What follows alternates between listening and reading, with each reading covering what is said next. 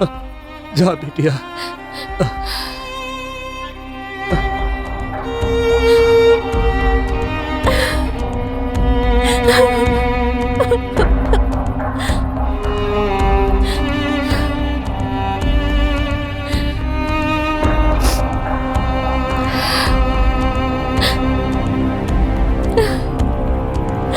भैया,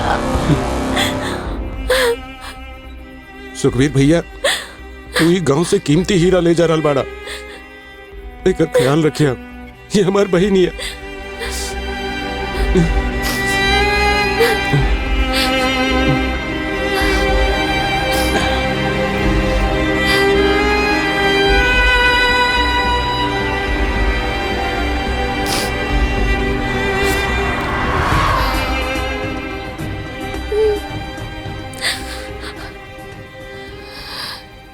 मुखिया जी, विदाई के मुहूर्त कब बा? सुबह 6:30 बजे।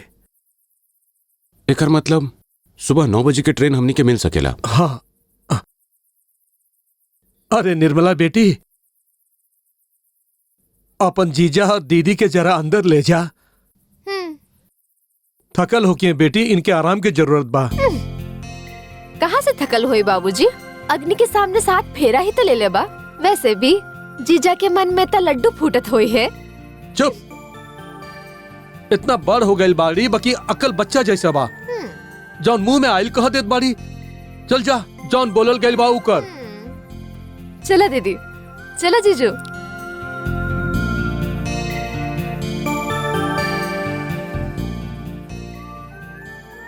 चला जाए दो भैया। बाबूजी, जब भाग फूट जाला ना, तो सब कुछ बिगड़ जाला। हमनी के शादी के बाद हमनी के विदाई भइल। हमनी के रेलवे स्टेशन पहुंचली था, पता चलल रेलगाड़ी की टक्कर हो गई। 24 घंटा तक कोनो ट्रेन ना रहे। हमनी लोग सोचनी कि बस से जाइब। हमनी के गंडक नदी पार कैनी, बाकी वो जगह पहुंचत पहुंचत सांझ हो गई। बाबूजी, ये वही जगह रहे जहाँ रहुआ हमरा से माधवपुर के रास्ता पूछने रहनी।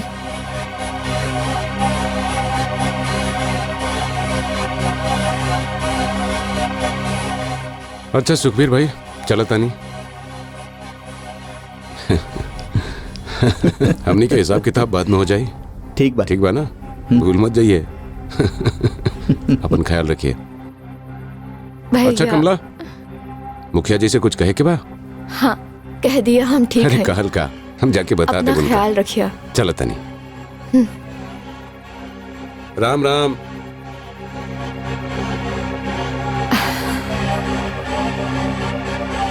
बैठी। कुछ खाए के बा? भूख लागल बा? ना, कुछ ना।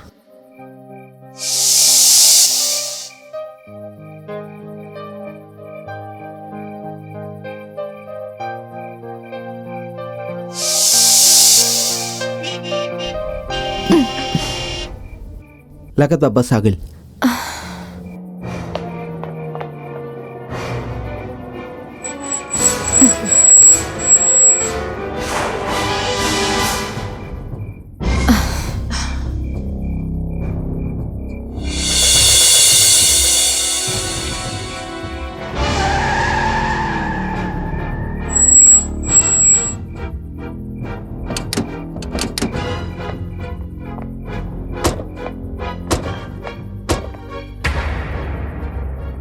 अरे बंटी साहब, बंटी साहब आप? सुखबीर, तू एजा का कर रहल बड़े? साहब शादी करके आ रहल बानी। ए हमार पत्नी बाड़ी।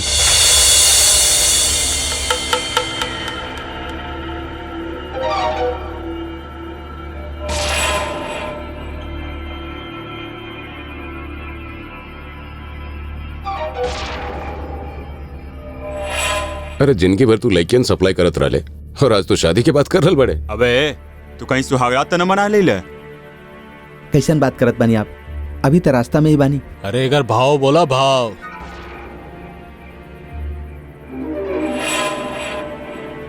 अबे बोल का भाव बाय कर।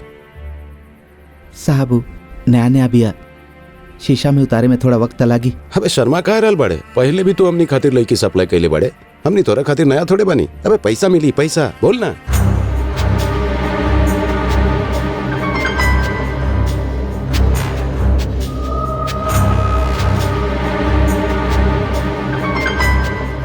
साहब 1 लाख रुपया। चल दे देनी, लड़की के तू गाड़ी में बिठा दे, हमने एक लेके फार्म हाउस चल जाए। तू बंगला पे आके पैसा ले लिया। ठीक बा साहब। जो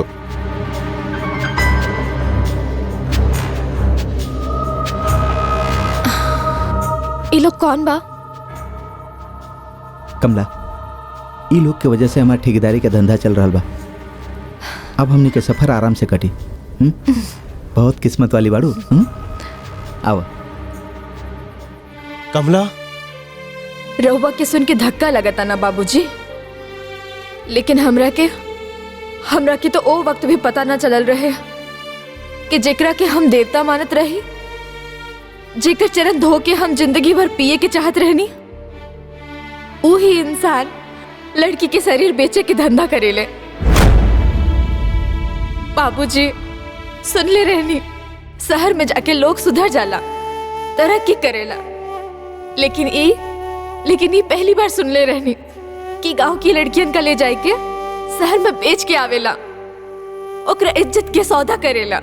बाबूजी हम ये बात से बिल्कुल अनजान रहनी, लेकिन उस सब लोगन ने अपना झूठा बात पे फुसला के अपना गाड़ी में बैठा ले और डाक बंगला की तरफ ले गई।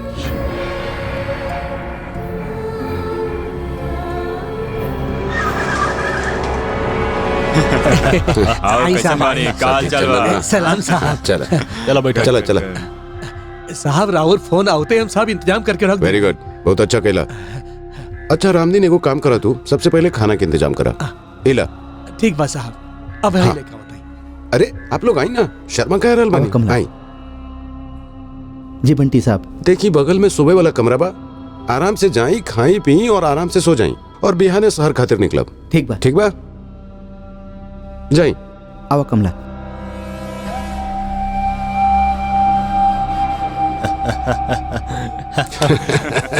का चीज बा यार। यार पहला बार इतना खूबसूरत लड़की मिलल बिया, आज तो पूरा रात ऐश करब।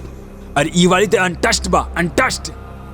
लेकिन यार ये दलाल लोग कितना कमाल के होला, गांव जाके शादी कर लेला, आ शहर ले आवेला अपना दुल्हन के, हमनी लोगन के सुहागरात मनावे। लेकिन यार सबसे पहले एक छुई के एक आइडिया, हमने लॉटरी निकाल लेता नहीं, जेकर नाम पहले आई वो अपन सुहागरात मनाई। ठीक आइडिया बा यार। हाँ डन ठीक बा। डन। डन।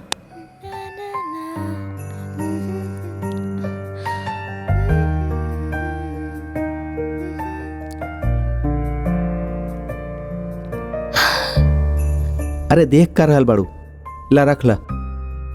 ई उ लोग तोहार मुंह दिखाई के रकम देले बड़े। बाप रे, हम इतना पैसा पहले कबो ना देखनी। अरे कमला, ई तक कुछ भी नहीं खे, तू बस हमार बात के ध्यान से सुना, और हम जैसन कहत बानी वैसन करत जा, तो हमनी शहर पहुंचे से पहले लखपति बन जाई। बाबूजी रहुआ की बात हमरा कुछ ना समझ में आवेला। आ जाई समझ में, हम तोहरा सब कुछ समझा दे। तू खाली मुंह दिखाई के रकम खातिर उ लोग के धन्यवाद दे के आवा। और सुना, बड़ा लोग बड़े, अगर खुश हो जाइए तो हमनी दोनों के कल्याण हो जाई। लेकिन ये बड़ा लोगन के धन्यवाद कैसे दिहल जाला, हमके नइखे मालूम। ए में पता होता के बात कुछ ना हो खेला। तू बस उ लोग के कमरा में जा, और उ लोग जैसन कहेलन वैसन करा। ता फिर रहुआ भी हमरे साथ चली ना। अरे जा ना। इतना पराया मर्द के बीच हम अकेला कैसे जाए? हम बानी ना। और सुनो, ये पैसा संदूक में रख दा, और अच्छी तरह तैयार होके जा। हाँ। जा।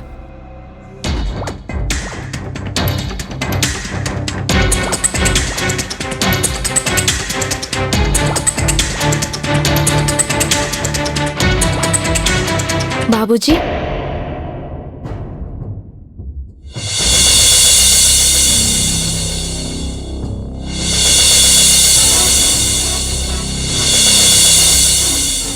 हाँ अंदर आवा, शर्मावा मत।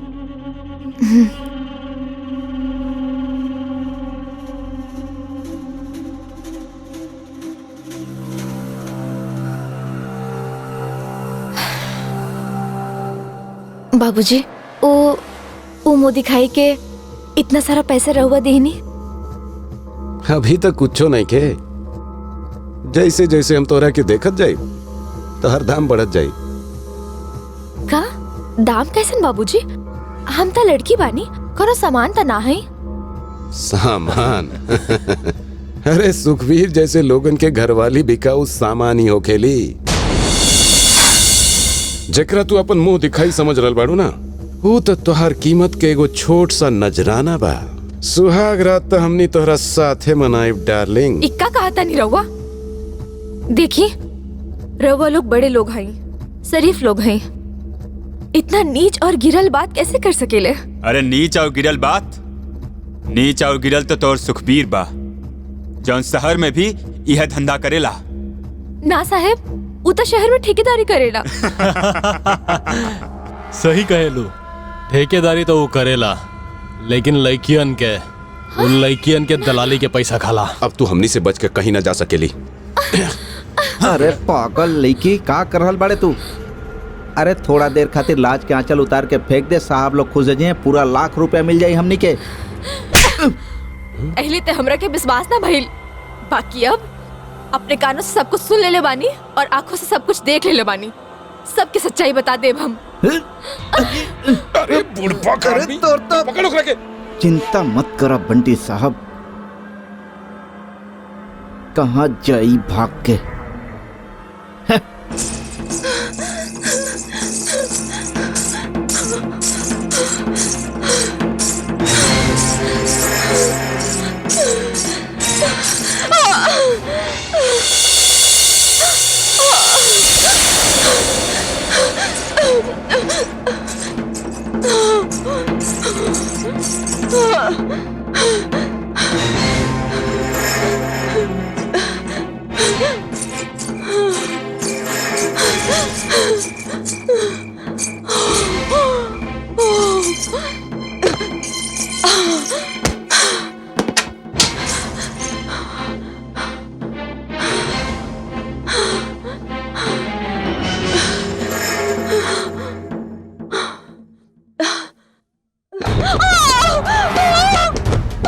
बानी, दरवाजा खोल, खोल दरवाजा।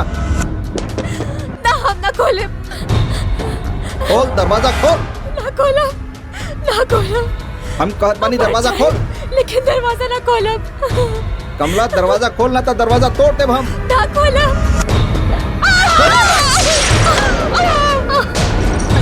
देखा, आगे मत बढ़ा, हमरा के ना छुआ।